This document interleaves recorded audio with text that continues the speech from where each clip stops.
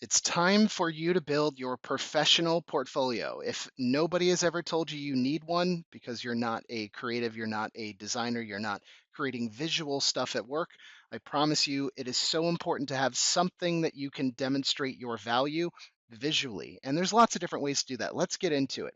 So, portfolios break down into all kinds of different elements.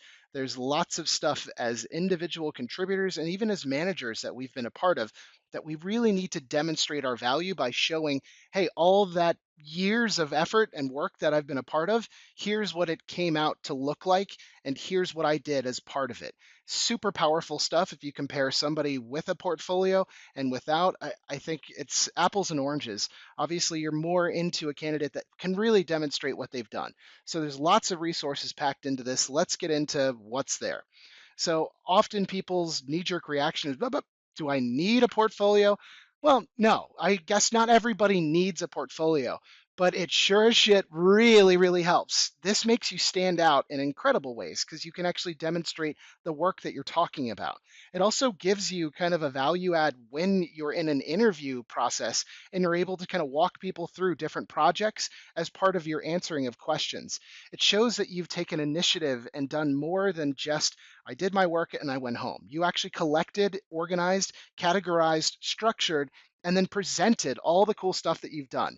It demonstrates a high level of organization and the skills that obviously you want to show other people. So there is a ton of information packed into this. There's an activity at the end where we are going to go into the portfolio inspiration resources, where I've actually built out a few different resources here to show you specific types of portfolios for every niche and industry. Cool. So I often am hearing people that are like, I don't have the skill set.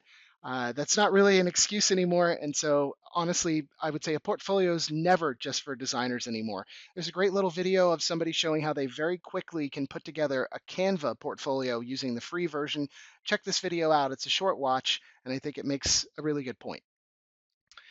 In terms of the portfolio sections, you have your general info, so how people get in touch and what you're about, and kind of the resources collected and organized. And then you have the entirety of your portfolio, which is all the individual elements. Now, I collect everything inside of a spreadsheet.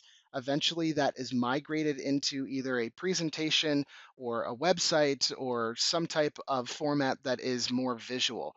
But the first step of every process, unfortunately, is collection of data and information. So I've given you a really simple version of what that is. You can change each and every section, but the goal is to start piling stuff in there. And just for the sake of crazy argument, this is my speaker portfolio. Now, I do a lot more public speaking than the average person, so this is how I've collected and organized and structured my portfolio. Often it raises eyebrows because, like, wow, you've done a lot of stuff, and it's like, sure shit have. That's why you want to work with a guy like me. Just something to think about. Moving right along. The struggle for documentation is real. I've often heard this expression, portfolio or it didn't happen. So I am encouraging you to work your way backwards, role by role, by taking the projects that you've already built out and collecting those individual tasks and finding any type of real world documentation that you can. Yes, this is a lot of extra effort, but I promise it's worth it in the end because then you have a robust portfolio that you can take with you anywhere. And just in case people are still like, I don't have anything I can show, here are all the different types of portfolio work that you could put into any type of portfolio using the format of the spreadsheet that I've already shown. And yes, this is tailored, I would say, a bit heavy on the side of content, but there's everything in here. So there's stuff that's related to writing. There's stuff that's related to anything in the way of presentations. If you've ever trained somebody, you could certainly pull in some of that material. If you've done anything that is publicly facing, you should be able to capture that and put that into your portfolio. Literally everything here counts. Now, at the very end of this module, this course, I am going to show you how to become a better content creator. But for now, holy smokes, it's here, and there's no excuse for not knowing what to put into a portfolio. This is yours for free. It's part of the course. So I see this a lot, and I'm just going to speak briefly to it. A lot of people are very bashful or humble about the type of work that they've done, and they're like, "Well, I was on a team that delivered this, and I had minimal responsibility. And it's like, cool, if you were part of the project, then put it into your portfolio. Now, the challenge is that if you are a super robust designer and you are showing all of these really amazing mock-ups and different wireframes and the entire rebranding process of a huge project, and you can't do any of that stuff, that maybe should be a calling to you to not over embellish or over diet, I guess, over collect all of these different elements. It really depends on the nature of the role, but if you are a part of any project in any form, I would include it. Worst case scenario, if you did work on it, you can speak to the work that you've done and not necessarily say, I launched the entire website. No, I was on a team with 15, 30, 100 other people. Here's what eventually was delivered. My part of that was such and such. I get this question a lot. I think there's a bit more of a conservative, mentally type of mindset in the Nordics. And people are like, but I signed an NDA. What I cannot release. And it's like, cool. If it's publicly facing, there is no problem.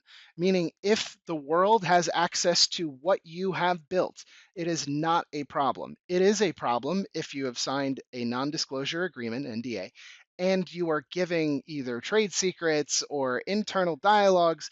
Those things you have to use your best discretion. But there is always a version of this which you can show as a private version and as a public version. And I encourage you to build iterations of both. Is it yes? Is it more work? Yes. But ultimately, it does do a lot for you in terms of making you stand out in a great way. So often I see that people have built these really strong portfolios and everything is linked inside of the portfolio, myself included, and a lot of the material is no longer available. Companies close, websites change, articles get removed, social media accounts are completely deleted or completely redone, videos get hidden, everything gets taken away. Nothing gold ever lasts, right? So capture the work while you can. There are lots of different tools that allow you to capture those individual contributor moments when they are live publicly and save them in PDF format. And I go into a very short kind of iteration on how to go about doing that. It's also part of the most recent thing that I pulled up here, which is like, hey, if you got social media links, then go ahead and pull those off and screenshot everything. And there's different tools that I've listed inside of the activities at the end. What not to include in your portfolio from a visual standpoint. And I'll go into a couple of different visual writing and so on. Furries, I don't get it. It's not my thing, and it's okay if that's your thing. Uh, it's a little different, but hey, whatever. Teach their own. Do not include this shit on your visual portfolio. I get it. If it resembles a hobby or a fetish, do not put it in your portfolio. Anything anime or sexy kind of Japanese schoolgirl looking stuff, I get it. You're an artist. That's totally fine. Don't include that shit in your portfolio. It weirds me out. Weirds out most people. If you're into drugs, that's cool. That's on you. But any type of psychedelic related activities, weed stuff, I see way too much of that inside of portfolios. Don't do that. Anything political or controversial, throw it out. It does not belong in your in your professional portfolio. If you want to keep it in your personal portfolio as scrapbooking, like fucking go for it. No harm, no foul. Art and fashion, unless it is related to the industry that you're in, do not include a bunch of fashion photos. Or weird photography things, like a lot of pregnancy photos I've seen on portfolios, or very risque boudoir type photos. It's like, cool, you're a designer. I don't need to know that you can take pictures of attractive people. Anything too niche specific, if you're not within that niche, maybe doesn't need to be in your primary portfolio.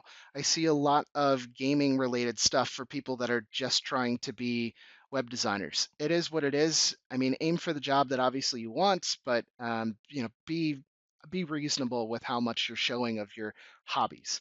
I think that makes sense. I beat that dead horse. You get the idea. In terms of writing, dude, I see so much poetry, and oddly enough, like from dudes, a lot of breakup poetry, which is kind of weird.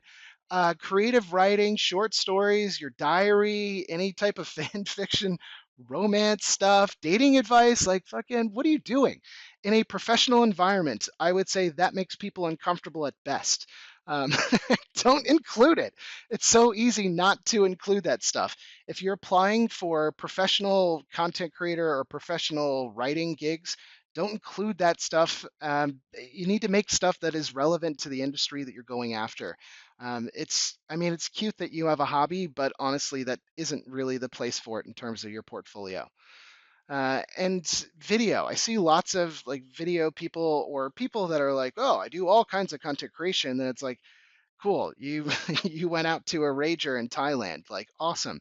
That's not really relevant to the type of video that I'm into for business or for making me money, saving me time, reducing headaches. That doesn't fit into my paradigm. Family related stuff, I guess it's fine, but honestly, like, you're trying to convey your professionalism, so don't focus overtly on that. A lot of like screen captured gameplay, if you are in that industry, totally fine. If you're not, probably not the most relevant for what you're trying to do. And you guys can read the rest. Like, honestly, it's so easy to make great professional videos. Like, train somebody on a tool, train yourself on a tool, a quick tutorial, reviews, those kind of things are really helpful. And I've given you an entire massive document. I'm going to pull it up one more time. These are the things that you want to put inside of your portfolio. If it doesn't fall within one iteration of these, then don't do it. Like, it's that simple. I've put everything in there. Yeah, I don't know. I don't want to go too deeply on that. It's crazy how much of that stuff is just not common knowledge, and it is what it is. So, a lot of people don't get started on building their portfolio because one, they don't feel like collecting the work. And it's like, dude, get over it, quit being lazy. The other side of it is like, oh, it's so hard. And it's like, it is so not. You just need to be consistent with the way that you are collecting your material, documenting it, and then formatting these things together. I showed a really quick, fast build of this guy. Clearly, it's a sponsored video. I'm not encouraging you to go out and pay for a bunch of solutions. I have included a bunch of resources here that allow you to go out and build a free version of what is being described. So you could do this in a Google Sheets or a Google presentation, basically PowerPoint. You can use Notion, which I'm a huge fan of. I use this Chrome browser, go full page, to do entire screenshots. And then from the standpoint of all the different portfolio websites, there's free, there's freemium, there's all sorts of different things.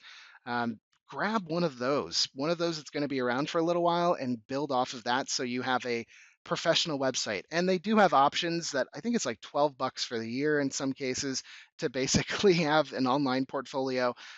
It's just so much easier to kind of look at that stuff, and it makes you stand out in such a high level professional manner. In terms of portfolio stats, let's dive in real quick. Feel free to pause if I move too fast. So, percent increase of recruiter contacting a candidate if they have an online portfolio, percent of employers that agree or agree strongly that a portfolio's quality will influence their decision on whether to hire a candidate, percent that said they will always visit a portfolio when given the option. And the numbers. Yeah, it's a 15% increase. It's not nothing. 71% of employers agree strongly that a portfolio's quality does influence their decision. For me, it's 100%. If you do not have a portfolio and you can't demonstrate your work, I'm extremely worried about whether or not you're going to come in based off of trust me, bro circumstances. 86% of hiring managers said they will always visit a portfolio when given the option, obviously.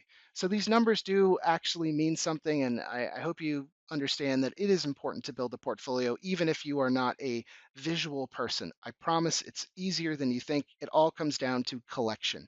So there's a lot of different ways that one can go about building this. So I've given a super robust activity here in terms of looking over and understanding and getting inspiration for what to add to your portfolio. Hopefully, you've already created that massive list of projects. Now it's a matter of just collecting those individual projects when you can via documentation. And then the last activity is actually building your portfolio. We'll build that really simple sheet version, and then it's on you as to whether or not you want to pick up a free tool or even a paid tool and build something a lot more robust. There's a lot to get into. I promise portfolios do get people jobs. It's really helpful. I am going to jump right into the activity. I hope this was helpful. There's lots of resources in this. I spent crazy amounts of time collecting stuff, but looking forward to digging into it.